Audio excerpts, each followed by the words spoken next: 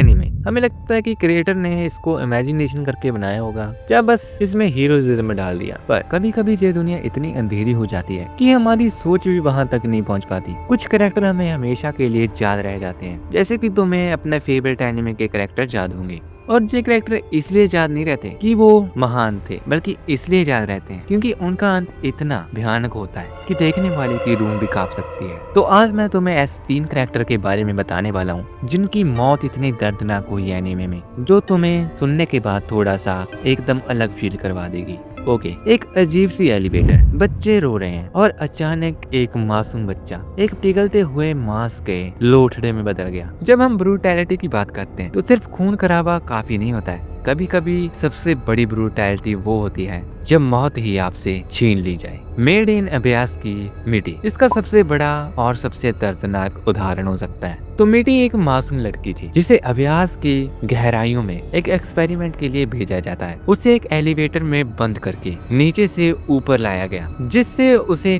कर्स of अभ्यास लग जाता है। उसका शरीर पिघलने लग जाता है, उसकी वजह से उसकी आंखें बाहर निकल आती हैं और वो एक ऐसी क्रिएचर बन गई जो ना मर सकती है और ना ही बोल सकती है। उसे सेक्सुअल या ह्यूमन डिग्निटी से पूरी तरह महरूम करवा दिया गया। उसे इमोर्टल बना दिया जाता है ताकि उस पर बार बार दर्दनाक एक्सपेरिमेंट किए जा सकें। उसे काटा गया, जलाया गया, लेकिन वो मरती ही नहीं। उसकी मौत तब हुई जब उसके ही दोस्त ने उसे इंसिनेटर से राख कर दिया था, उसका दर्द खत्म करने के लिए। और सबसे डिस्टर्बिंग चीज तो ये है कि ये मौत इतनी ज्यादा लेंथी और स्लो थी कि व्यूअर को महसूस होता है कि मौत कभी कभी एक तोहफे जैसे होती है जो मिटी को बार बार पर देर से मिलती है। तो ये तो तुमने देख लिया इतनी डिस्टर्बिंग मौत हुई, तो अब दूसरा कैरेक्टर देखते हैं। उसकी मौत भी कुछ कम खतरनाक नहीं है। अगर आपको लगता है कि फिजिकल टॉर्चर की कोई हद होती है तो ब्लड सी देख लीजिएगा। इस एनीमे का मकसद ही इंसानी शरीर को मिट्टी की तरह तोड़ना देखना ही है। ये एनीमे सबसे ज्यादा ब्रूटल है और इसमें दिखाई गई सबसे ज्यादा डिस्टर्बिंग मौत नैन और नैनो। जब एल्डर पेरेंट्स शहर पर हमला करते हैं तो नैने और नोनो इन दोनों जुड़वा बच्चों को एक मॉन्स्टर पकड़ लेता है। तो पता ही है तुम्हें क्या होगा आगे। इन्हें सिर्फ मारा नहीं जाता, इन्हें जिंदा रखने की उम्मीद दी जाती है और फिर एक खिलौने की तरह बीच से उन्हें जमीन पे पटका गया जैसे कोई कचरे का डब्बा हो। और जो डिस्टर्बिंग नहीं है तो और क्या है, इसमें दिखाया गया गौर इतना रियलिस्टिक और माइंडलेस है जो व्यूअर को नौसी महसूस करवा देगा। हाँ, वो अलग बात है कि इनकी मौत में इतना लॉजिक नहीं था, सिर्फ और सिर्फ शुद्ध ब्रूटैलिटी थी।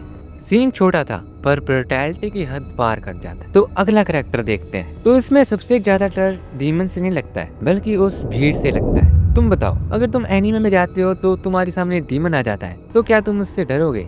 ऑफ कोर्स तुम डरोगे, पर जिस एनीमे की मैं बात करने वाला हूँ उसमें डीमन से कम खतरा लगता है और भीड़ से ज्यादा। तो होता क्या कि लोग अपनी इंसानियत भीड़ में खो जाते हैं। तो ऐसा ही होता है इसी एनीमे डेविल मेन क्राईबेबी मिकी मैकीमोरा इसका सबसे बड़ा एग्जाम्पल बन सकता है। जब दुनिया में डर फैल जाता है तो सीधी सी बात है, लोग भागेंगे। लोग एक दूसरे को मार रहे होते हैं और भाग रहे होते हैं। मिकी जो एक शो का दिल थी उसे लोग डीमन समझ लेते हैं। तो अब सवाल होगा कि उसकी मौत कैसे हुई है। तो हाँ, तुमने सही समझा, मिकी को किसी मॉन्स्टर ने नहीं मारा था, उसे उन्हीं लोगों ने मार डाला जिन्हें वो बचाना चाहती थी। उसे चाकू से घोदा गया और उसके शरीर के टुकड़े टुकड़े कर दिए। भीड़ ने उसके बॉडी पार्ट्स को पोल्स पर टांग कर रास्ते में जश्न मनाया। जब अकीरा वहां पहुंचता है तो अपनी सबसे पुरानी दोस्त का सिर एक पोल पर रखा देखता है तो देखने वाले का दिल तो बैठ ही जाता है ना, तो उसका भी दिमाग हिल जाता है। मतलब तुम सोच के देखो, इतना ब्रूटल भीड़ में तुम्हें कोई ऐसा मार के टांग दे, क्या ब्रूटैलिटी है भाई। चाहे वो मिट्टी की पिघलती हुई बॉडी हो या फिर भीड़ में मरना, ये तीनों मौत हमें एक ही चीज दिखा जाती हैं कि एनीमे देखना